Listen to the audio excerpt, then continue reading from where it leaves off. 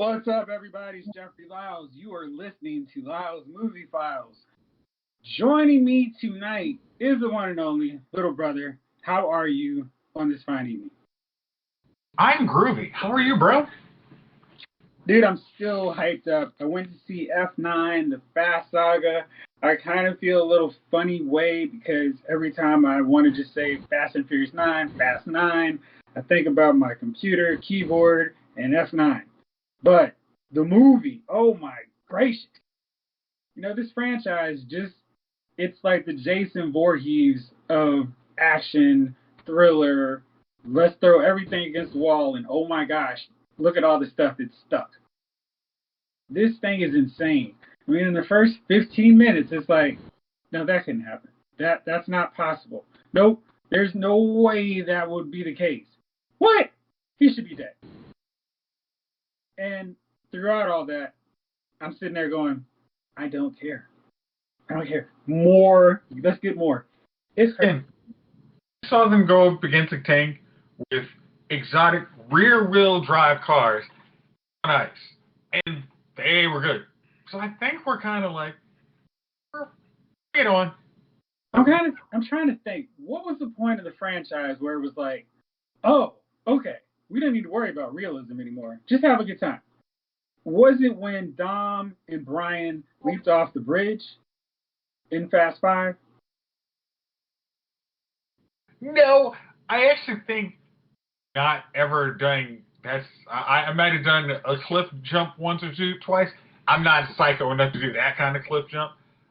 It was literally when they were in Brazil, again, Fast 5, where they literally were like destroying the whole city with the ball. Yeah, and the cables held together. I think maybe that was the part where it was like, yeah, unless they wrapped it with duct tape, that shouldn't be possible. I mean, at some point, those cables can't possibly survive that. No, because nothing else was surviving. Because it's like they were taking off basically like first floor on buildings. And it wasn't like the buildings, like, we know, hey, you take out the first floor, the whole dang building. So there shouldn't have been any more travel behind them. It's like, the building should just all cave down and there should have been no more car race. And they should have been the most wanted terrorists in Brazil ever. Ever. We can't go back to Brazil. It's like Hulk. Oh, yeah. I kind of broke Harlem, so yeah. Can't go back to Brazil. But this one, I can speak freely on a Fast and Furious 8 spoiler.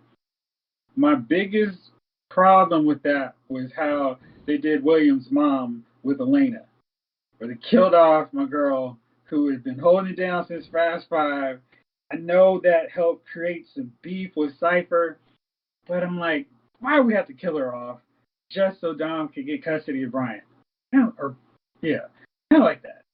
And I just felt like that was the one thing they could have not done, and it would have been okay. Now, granted, we have seen at least two characters we thought were dead miraculously still be around. So maybe Cypher used rubber bullets and just knocked her out really hard. I am now, though, thinking we never saw Giselle's body. And maybe Giselle was just like Ian and just in the hospital for a really long time recuperating. So maybe Fast 10 will have the return of Giselle. Jeff, I hate to tell you this, but I'm pretty sure she got vacuumed into a jet airplane.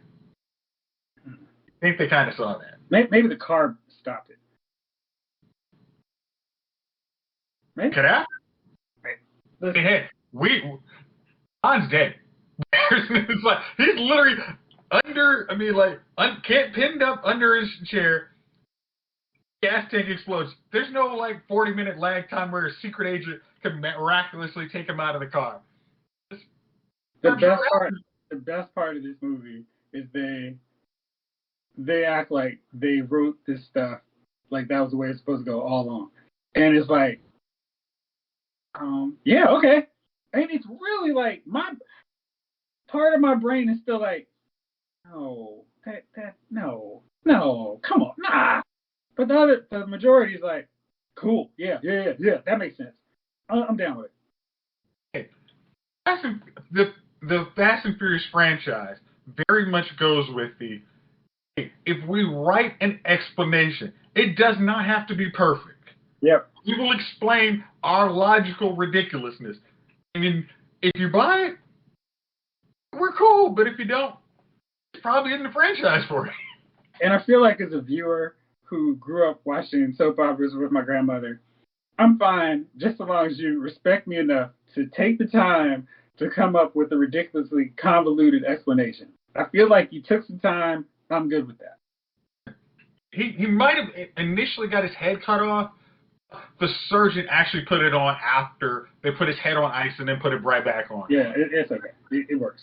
Yeah. Or they just do flash science where they just start saying a bunch of terms that don't make any sense. Or something. Algorithm. Yeah. But Han coming back, so needed. Because Han was such a cool character. I always loved the fact that Han played into zero Asian stereotypes. He wasn't the tech expert. He wasn't the math whiz. He wasn't super great at martial arts. He was just a regular dude. He was like by far the coolest dude of Dom's crew. And he had his snacks. I mean, he was just like, yes, Han is cool. More Han. He had his little quirks about the smoking. But it's like, if you did not hate, I mean, like I said, Tokyo Drift is a fun movie. But Dom, I mean, Han, he was like, yeah, I hang out with that dude. He's cool. Like, it was just cool.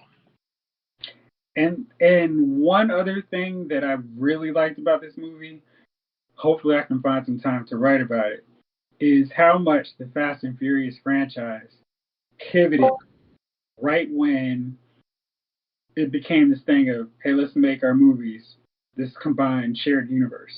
Like, Fast and Furious started before Marvel Cinematic Universe, but when Fast 5, I think it was Fast 5, when that came out, that was when they started making this change of wait a second, we can do this too. And I always think, we go on so long about DC. Yeah, Fast and Furious came out in 2009. And that was right after Iron Man and Incredible Hulk. And I don't think they had anything in 2009. I think 2010 was when we got Iron Man 2. So they got a little sample of like, oh, okay. And then from that point on, they started going, all right, cool. Here's what we're going to do. With Fast 5 in 2011, before the first Avengers, we're going to put in end credits to tease the next movie. So many other movie companies are like, we don't need to do that. We don't need to copy Marvel. They're like, watches. So they did that. They started intersecting characters and plot lines. So in Fast 5, when Han is somehow still alive, it's like, what? How is this happening? So they make this continuity in their own universe where you're engaged in the story and it's kind of out of order how we've been watching them, but it creates a larger narrative where we're filling in the blanks with Fast 5, Fast and Furious 6, and Furious 7, where it's like, how is all of this stuff connected? And when the motto of Agents of S.H.I.E.L.D. was it's all connected, that's what the Fast and Furious franchise started doing. They started connecting everything. And characters that we saw in one movie, we see them again.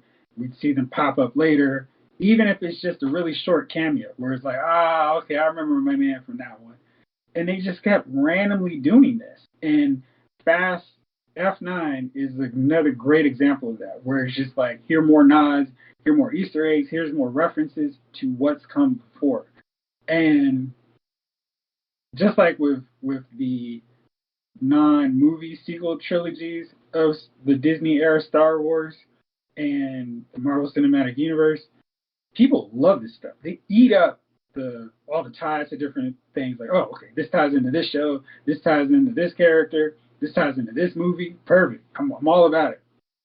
When I saw Jarvis from Agent Carter in Endgame, I was like, oh, that's so cool. It didn't mean anything to anybody who wasn't watching Agent Carter, but it was a cool little nod for people who went deep diving into the Marvel Universe. And Fast and Furious has done that better than any other franchise besides, I mean, they were like, oh, this is the new trend. We're going to do this now, too. And I think it's worked out really well for them to the tune of $6 billion. I mean, that one's a proof is in the pudding. Like we don't have to be, can be almost as ridiculous as a Marvel movie without actually having superheroes, we will make money on this. This is not a. If they make money, we can't make money. Exactly. Yeah. That's really it. It's like no one else felt like, yeah, we can't do that because they did it, and they were like, well, why? We can do that too, and we're gonna take our characters who have been these street racers, kind of doing some action stuff with Fast and Furious, and we're just gonna make them superheroes without powers, and they do just as much ridiculous things as we've seen in some of these Marvel movies, and people love it. And there's no, it's a little bit too unrealistic. I mean, these are people who watch the Marvel films and like, yes, and they're fun. They know their audience and they deliver what the audience wants. Like ridiculous, and I think we now accept ridiculous is baked in the Fast and Furious cake, and you're good with it. It's like you keep eating And the same more. Hey, y'all got some yellow cake, white cake, chocolate cake, whatever. Y'all just put the cake in front of us. We got. Oh, there's ridiculous in here. Oh, okay, good. Good to see the usual flavor still here. Right. And here's an extra topping of ridiculous for you. Wow. They sprinkled all over ridiculous. Wow, perfect. Would you want a drink of absurdity too? Why, yes, I do. And it tastes really good.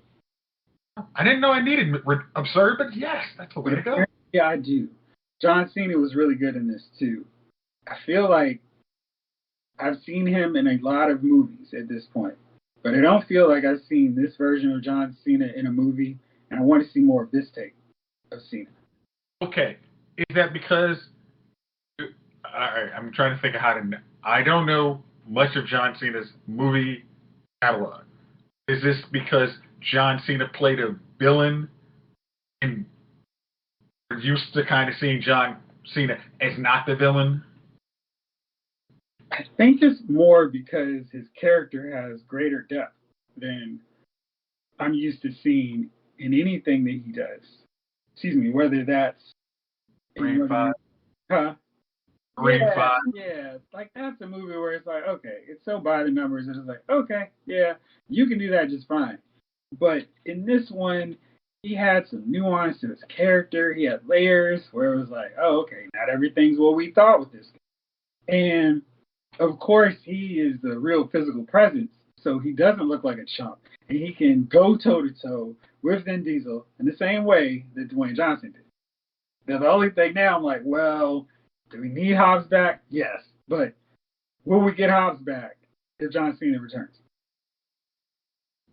I mean, it's funny, like, Dwayne and Vin Diesel's beef actually made him so he had to have a spinoff, but it's almost like, I don't know if I need that quote unquote abundance of riches. Like, hey, he's good. I mean, I love Ross's character in the show, but I don't necessarily, almost some time away might be good for him, for his character, like, because he shouldn't be part of the crew, but when he comes back, like when Kurt Russell's calls, yeah, that might be even cooler. So I did feel like I didn't miss him so much in this one. It was more of a, well, let's get the whole gang in here, as opposed to this movie would be so much better if Hobbs was here. So, yeah. Now, box office analysts are hoping that F9 triggers the summer blockbuster season. We've had A Quiet Place. It did a little less than 60 million. Pretty good.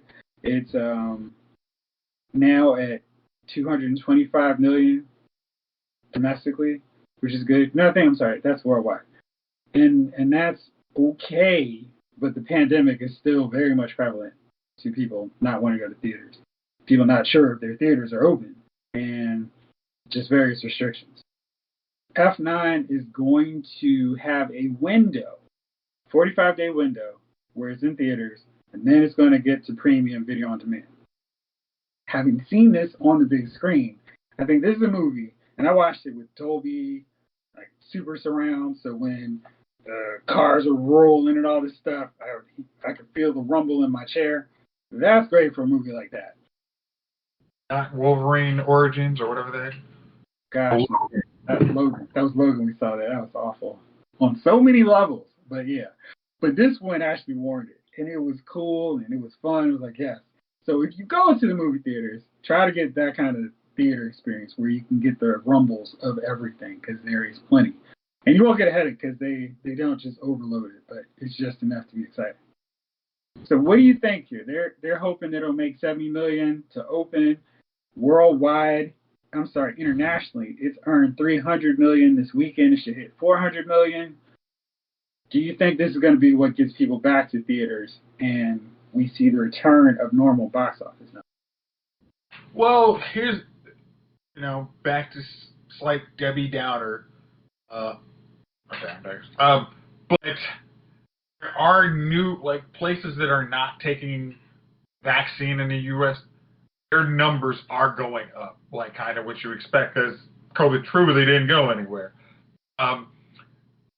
But those aren't, I don't do the box office numbers by state, but I don't think those are the places that are necessarily needing to go see Fast and Furious. I think you have East Coast and the West Coast are pretty good. So I think your numbers are going to be pretty. I think that's going to be the first true blockbuster this summer. I think it'll set real well for Black Widow too. Hey, way to segue right into it. So the early reviews of Black Widow are in, and critics are saying this is one of the best standalone Marvel Studio films, period. I'm excited about that because Black Widow deserved her good movie after missing out. And you sent me the note that, yes, this is set in between Civil War and Infinity War. And I was like, hey, remember I said that a long time ago because she's wearing the green jacket that her sister's wearing in Infinity War. And I bet that may have something to do with her blonde hair as well. We're correct. Yeah, so that works out pretty well, and that's cool. But yeah, if Black Widow's a hit, my only thing is, are they going to be like, shoot, we should have killed off Natasha? Gunner, welcome to the party. What do you think? That's exactly what I'm thinking is going to happen. I'm like, watch this movie hit big, especially with the reopening, and it's supposed to be a good movie, and everybody's supposed to anticipating it, and it's a Marvel movie, no matter what. They're gonna be like, we're gonna have to do the alternative universe situation, or a time variant situation. I don't know, one of the two. Something got to give. Yeah, it's gonna be really interesting to see how that plays out because I think they've set up from just knowing comic books a succession plan. Of course. But I also feel like Natasha always was a key component to these movies. And because she didn't get her own movies before, I almost feel like she could earn a little bit more. Now, I know she was in Iron Man 2, Winter Soldier, Civil War, the 4 Avengers movies. So she's been in as many movies as Robert Downey Jr. But I'm still like, oh man, we can use more. Maybe we'll get a flashback of her in Hawkeye, which if we wanted to get her back in the fold somehow, that would be a good avenue to do that. Where they could talk about their trip in Bangladesh. Budapest. I was like, wait a second, Bangladesh. Yeah, I was like, that wasn't. Yeah. That's not right. Yeah. But Black Widow could be the one that shakes up the box office and gets it going along with F9. Now, the thing is, there's not a lot of movies slated to do much after that because everybody was like, yeah, we're not trying that. We crashed and burned on that in 2020. We're going to wait a little bit longer. So we're going to have an onslaught of movies coming in the fall, which means it's going to be a thing of no repeat box office champ, just the new one every week. I'm not sure if that's a bad thing, but we're still getting a lot of films going direct to on demand, to premium service. Now, if there's anything that hurts Black Widow, is that the same day it's in theaters, you can watch it on Disney Plus if you chalk up $30. Now, if you would go to the movies with anyone else, that's $30. So it's kind of this thing of, well, don't watch it at home, don't want to watch it there. Because I can tell you, when I watched F9, it was a press-only thing. But when we saw A Quiet Place 2, I was like, oh my gosh, I hate the movies again. I just want to be home and watch them on my own without the crying baby, without people putting on their cell phone just because, just the whole deal. It's like, ugh, the stupidly overpriced food, the seats where I'm like, can't get comfortable. Like, whew. Where'd you go, by the way? Because, Well, we saw Quiet neighborhoods matter. I'll just say it like that. They do. But I don't like having to go out of my way to watch a movie. I don't like going past 5 movie theaters to get to one that won't have that experience. Especially in a semi-pandemic era. Right. Jace, what do you think? I think you,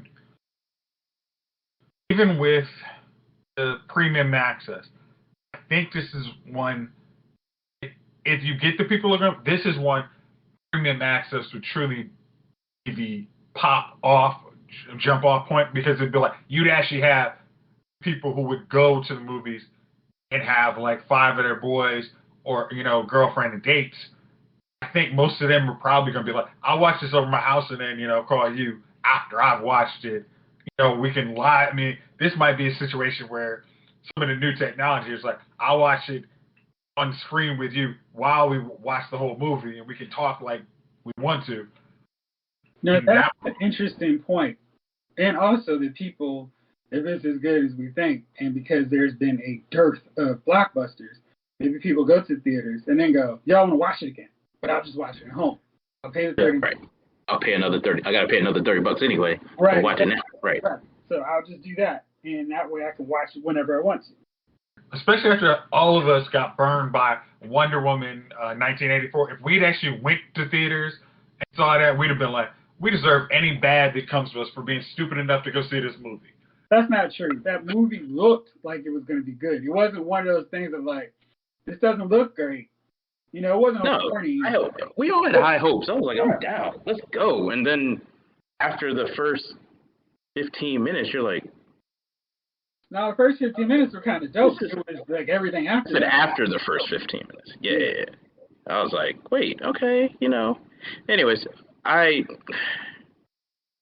don't know, man. I know that, those of us that will have a theater in their house while the or theater plus premium on your apps or whatever are going to be I don't know. It's going to be harder once I have a theater in my house. I know how many people are going to have theaters in their house or like the big screens in their house. But the fact that they're still selling means that there's a good amount of people that are going to have it. So I'm curious to see what those numbers will be for those that, or even people that will put one somewhere in there. You know what I mean? All you have to do is have a spare bedroom at this point, right? So once you put the screen in there, I wonder if this is going to push. I'm just thinking economically, like, or what is it? Well-roundedly economically, whereas like, is this going to push the home theater thing again? I'm curious what it's going to be like for people who've been a year out of movie theaters that go back and go, ugh, this sucks. I don't like this anymore. Exactly. I'm going to make this bedroom. Yeah. Exactly. I think we'll see people go back. But I'm curious, not because of the quality of the movie, just because of the quality of movies, the experience with the cost, right. concessions, the audience, and sometimes that's good, but more often than not, it's not great. And just that comfort level when you've been watching Netflix movies. Oh, I need to use the bathroom. Pause. I'll be right back. Right. Which you can't do at a movie theater. You can't go, hey, can y'all press pause real fast? I gotta go to the bathroom. Yeah, I'm very curious to see also, the Cinemarks and all them, the Cinebistros of the world, if they're still open. Some of them will reopen, I'm sure, of the world that have already, like, we used to go to those theaters and it wasn't as packed unless it was a blockbuster. And even then people knew how to act because you're paying $50 plus, you know what I mean, to eat and watch the movie with your date or with your peoples. So, the little economic weed out process that might actually, I feel like those would be successful if they came back out. I don't know about the regular theaters anymore, man, just for the exact reason you said. But I'm experience. Also about what will happen with those where they have the big lavish deals where you go and pick up your popcorn. Like it's just they make it and they just put out a whole line. Are they just gonna have that like it's the buffet style, or they're gonna make changes? Because you've been to some places, at least I have lately, where it's like, yeah, now that's not a thing anymore, and we're not doing this. You went to Bob Evans, and Bob Evans, they have that little area where you can have that kind of old school diner bar experience where you can just sit up there. That's gone. I mean, it's Right. still there, but you can't sit there and hang out and talk to the cooks and the waitresses and all that stuff right there. And I'm curious what they're going to do for those kind of places with the movie experience. Like, will I be able to get all my candy just from this, or will I need to have somebody hand it to me? Anyway, we're talking about that. Now, with Disney Plus, that streaming service is just killing all expectations and everything else. Kevin Feige said there's still no plans to release WandaVision and Falcon and Winter Soldier, and I presume Loki, on Blu-ray. Does this mean people are going to have to go to Comic Cons to pick up the not official DVD and not official Blu-ray of said shows because they want to watch them on their TVs that don't have Disney Plus? Speaking as somebody who has picked up one or two unofficial copies of some TV shows from a con, I think because you're getting like Blu-ray quality from a streaming service that you can put on your phone, you can put on all your smart TVs. There's no rush to do that. I'm be honest. I bought like Legion of Superheroes because there was no streaming place to have it. There was no, they didn't have it on DVD or anything like that. So I bought something like that. But then it went on, Disney Plus. It was like, okay, I don't need this anymore. Now, Legion didn't come on Disney Plus. Oh, I'm sorry. You're talking about the live action show or Legion of Superheroes?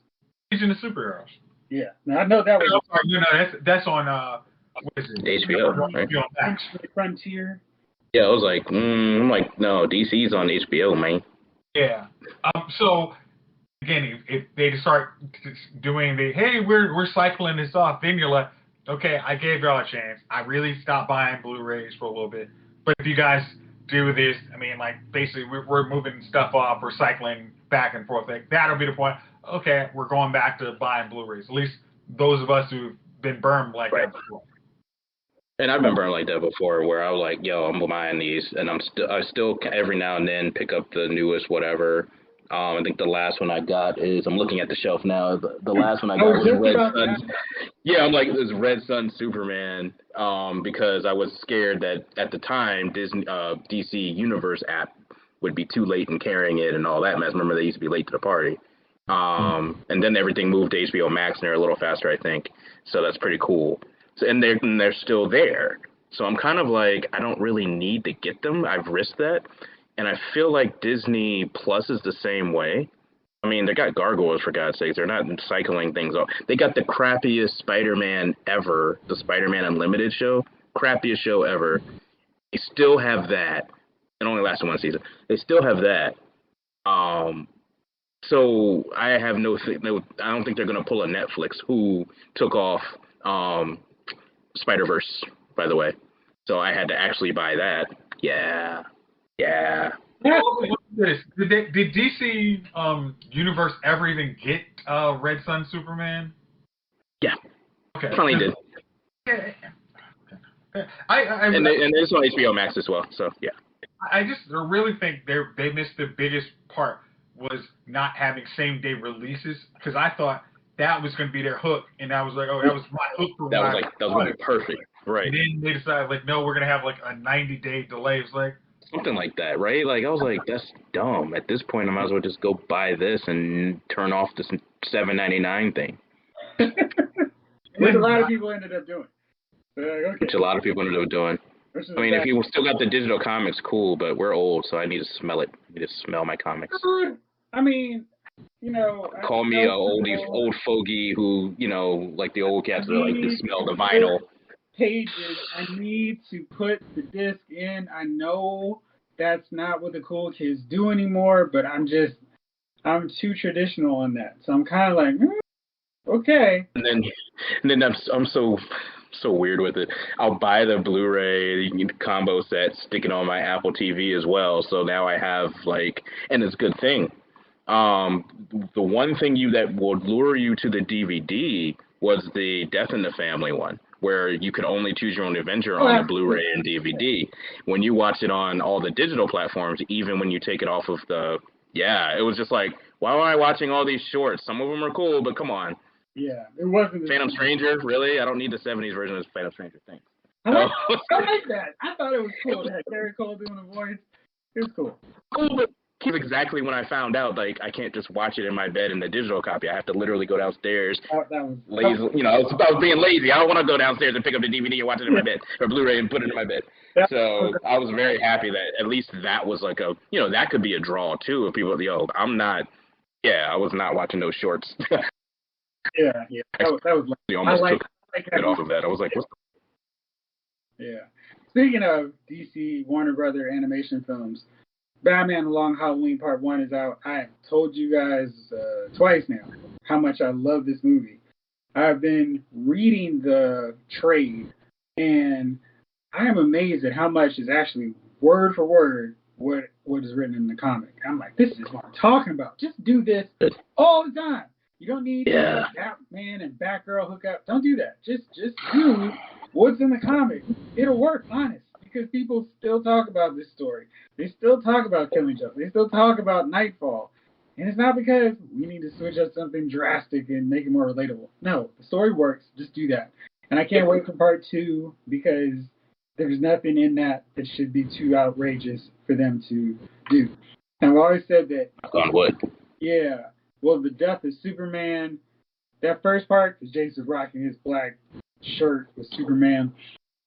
That first installment was perfect. I mean, they changed up a few things, but it was still really, really, really good. The second one, I knew was going to be a little bit of trouble because there's so many elements to the reign of the Superman that is really hard to pull off. You can't introduce Mongol, have him break Coast City, because you need Hal Jordan there, who's a major part of that story, to go crazy. And the way they were setting up the universe, they couldn't do that. So they had to scrap that whole thing. And it just made it really hard to adapt that as faithfully as they did the first part. I don't think there's going to be a problem like that with Long Halloween. Gunnar, have you seen it yet? I haven't. I plan on it. I can't wait to. From what it sounds like, they're doing it like they did Return. Yeah. Dark Knight Returns, where it was just like, the 1 and 2, where it was just, here's the comic, frame by frame, only animated, here you go.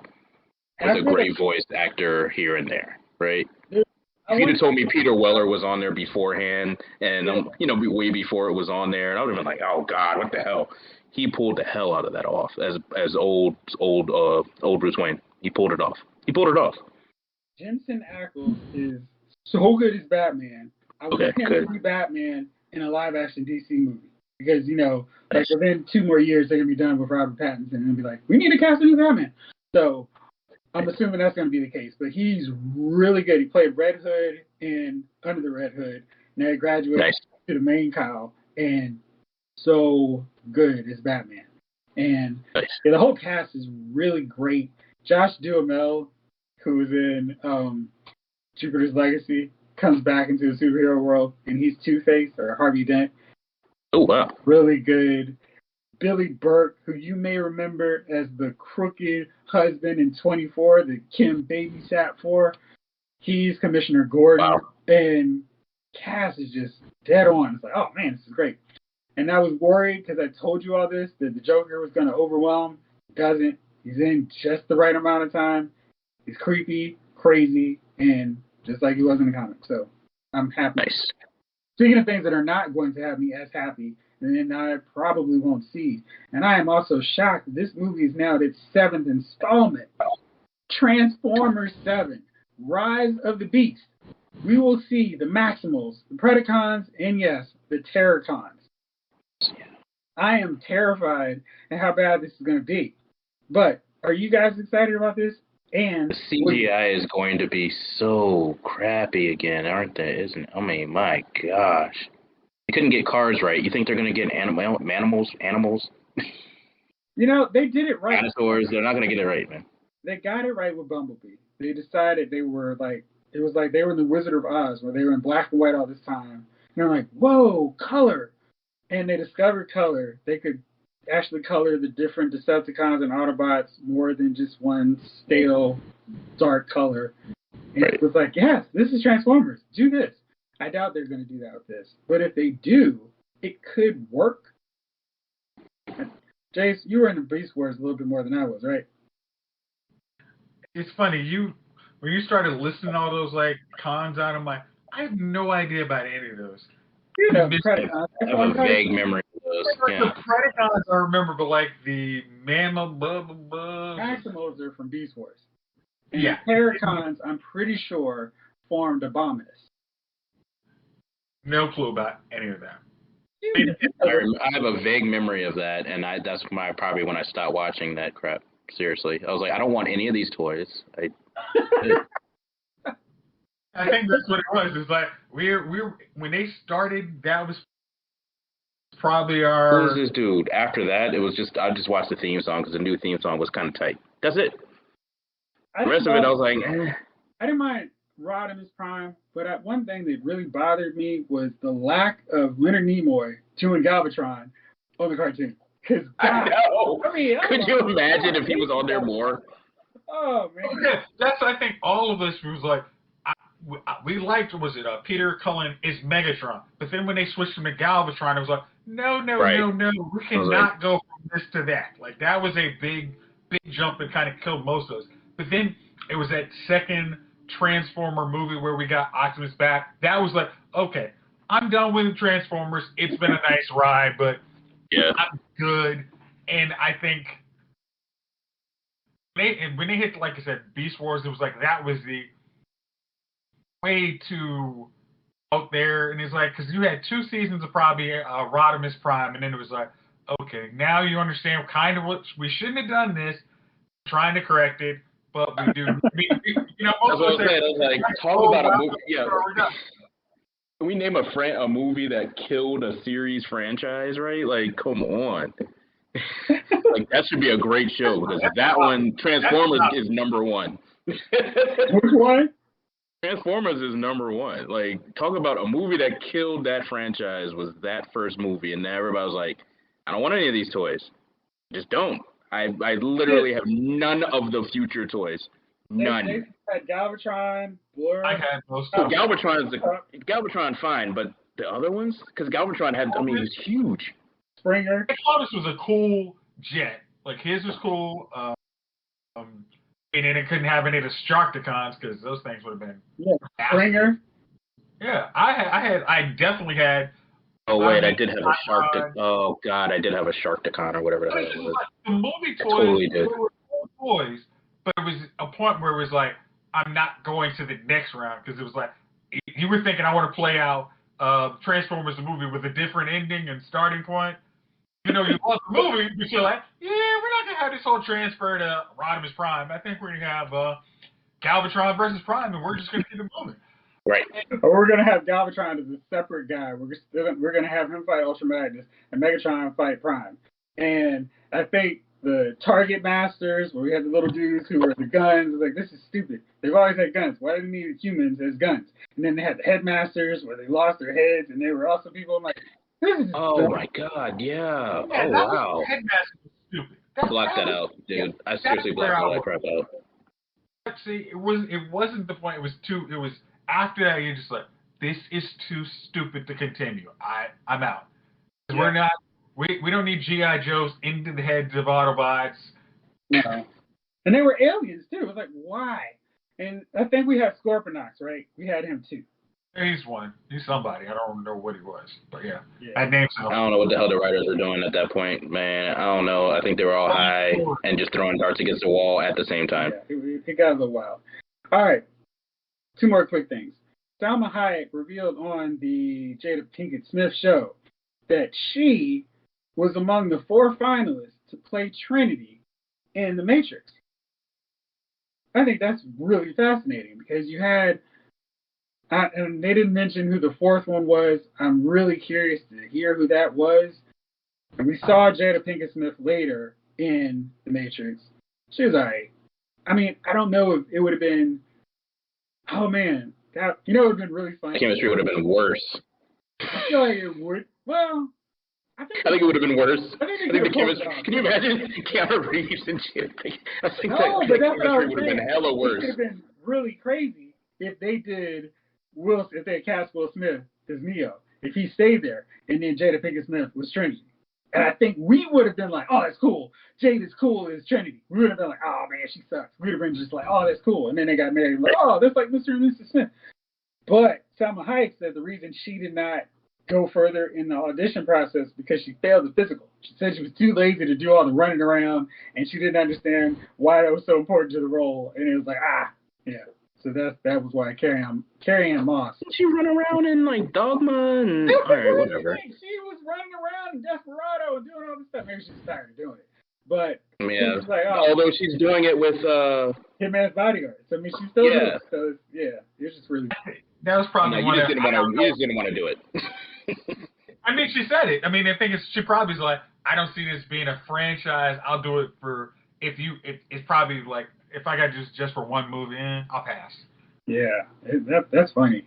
I wonder if passing on that is Will's biggest regret.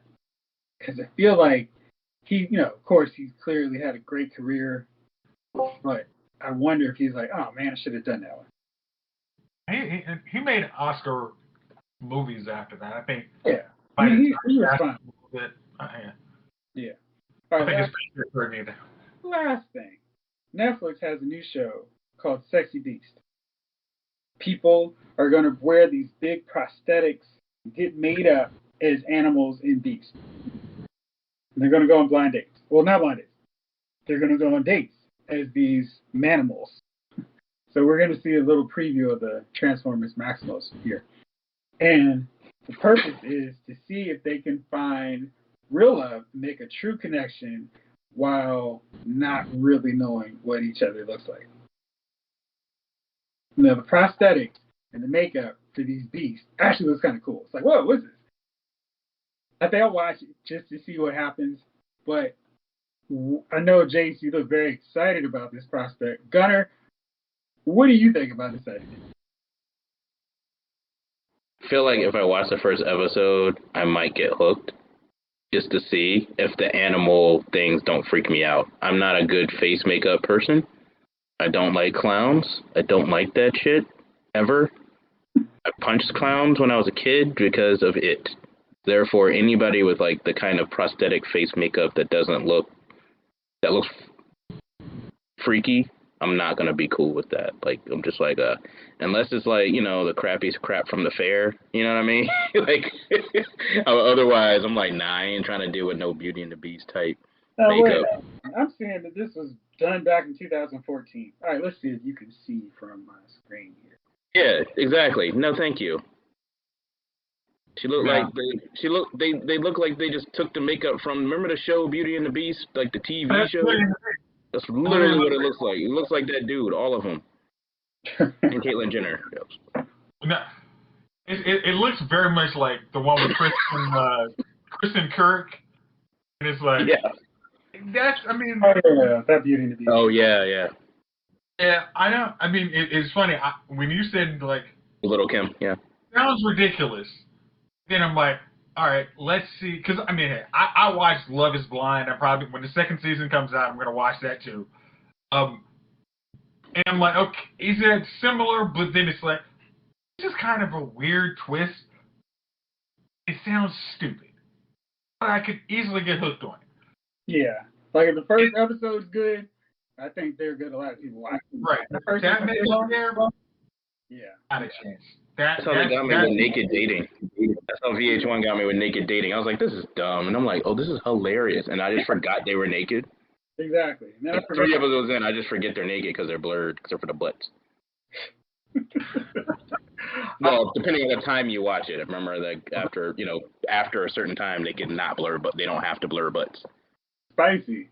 So, last but not least, we got the Olympics coming out, and I'm really still annoyed at NBC because they just refused to change the logo to 2021. They're like, the Olympics, 2022, 2020. Like, how to be a lady. But they're gonna have a special show on the Peacock Network, which I think is actually something to make people tune in to Peacock. They're gonna have Kevin Hart, and Snoop Dogg recap the Olympics every night. And that's Thank you. Bob Costas. Not gonna lie, that might actually be must-watch TV. Yeah, maybe they'll call in Leslie Jones, have her show up every so often. I think that could work. Oh my God. That may have me look to find where Peacock is. Yeah, that Thank is. you. No, see, you say that. I mean, like, if Kevin Hart just plays if he just normal There's no human hope. being, Snoop, I'm thinking that could be like end of the day, after the swim-in. Yeah. I'm thinking that could be kind of interesting. That could be fun. He's doing it for white audiences as well. Huh? He acts different with black audiences and white audiences. He's now in the white famous piece now, so it's not going to be pretty. Well, Snoop is there. Snoop is going to be Snoop, but he'll ground the whole thing. But Kev is going to go a little bit over the top. And if Leslie Jones does come through, I hope you're kidding. It's over. It's done. She's a super fan in the Olympics, so she would get excited kind of all of us when we see like the great athletic performances. Like she's actually that's the one time. I feel like we're gonna see some Bamboozle type performances from that. Like I feel like we're gonna see some ooh-wees and ooh-ahs and all that chicken Georgian. She's genuinely excited. She doesn't act coonish about it. She's just like, oh man, this is so cool. So, no, I'm not talking about Olympics. I'm talking about in general. But yeah, I'm good. I'm good. I'm not going to go to Peacock. However, it might show up on demand or something on Sling, because you know how Sling be getting some stuff here and there. Oh, there you go. I'll watch it on there if need be and just critique it. There you go. Still not chasing after Peacock. I really need them to come up with a better name for that. I mean, I get it, but it's like, I feel weird saying it. All right. Fellas. If it came out back in the day, they would be like, oh, this goes with Spice then. Nah, there have been no sensitivity whatsoever with it then. Fellas, it is that magical time of the night. Do you have any nominees for Dummies this week? Well, brother, I know you're all queued up and ready to go. What you got? I'm going to choose to say I have no Dummies of the week this week. Okay, I've got one. Mine is Kenya Barris. And if you hadn't heard, he's walked away from his $100 million deal with Netflix to form a partnership with BET to launch BET Studios. And Barnes is going to have an equity stake and serve as a board member. Talk with The Hollywood Reporter, Barris said, I just don't know that my voice is Netflix voice. The stuff I want to do is a little bit more edgy, a little bit more highbrow, a little more heady, and I think Netflix wants down the middle. Netflix became CBS. I don't know if you've seen Black AF.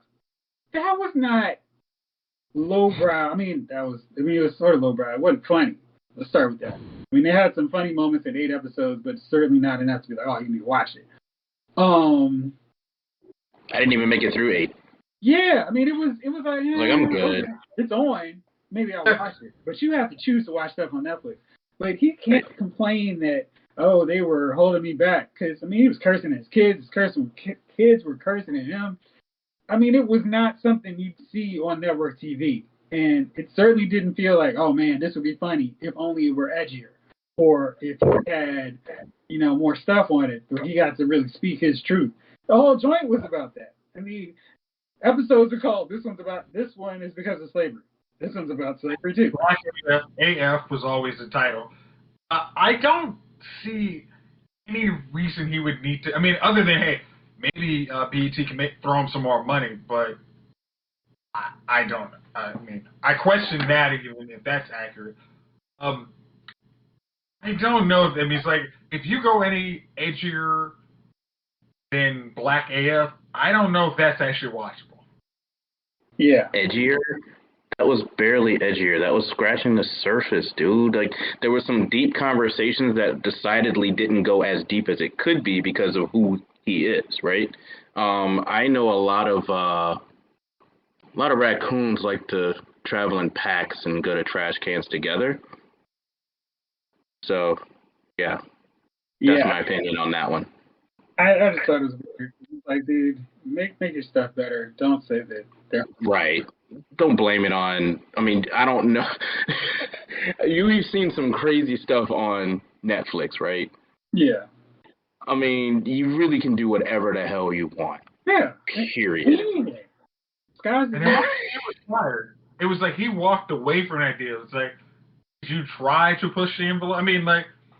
No, I know exactly why he walked away. Because he wanted the audience for his crap. And the audience for that kind of crap isn't the Netflix audience all the time. It's going to be the BET audience, like Tyler Perry. He wants the Tyler Perry money. This is the other reason why I stopped at episode 5 or whatever the hell that was, because I could see this coming. When he had Tyler Perry on? Yep. I was like, I could see this coming, and I was like, see, yeah, they're incongruent, and that's what happened. Gunner, sorry. You have a nominee?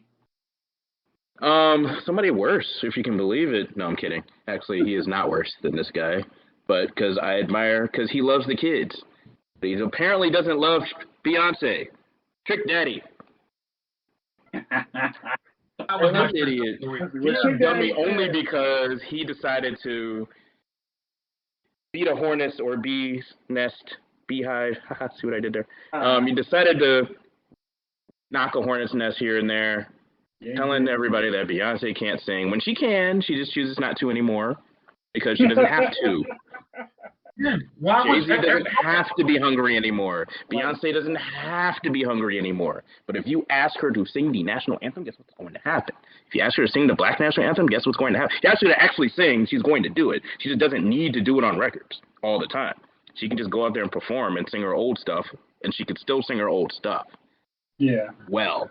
And like Lemonade. Perhaps he confused her with Alicia Keys. I don't know.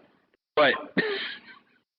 I honestly, that was like kind of like his probably was like, you know, she can't sing because she doesn't sing. It's like, I mean, hey, it's like, dude, you no, it's like I know she knows how to make money now. Like she doesn't need to have the Whitney Houston great vocals on every track. She's like, I know what these kids like.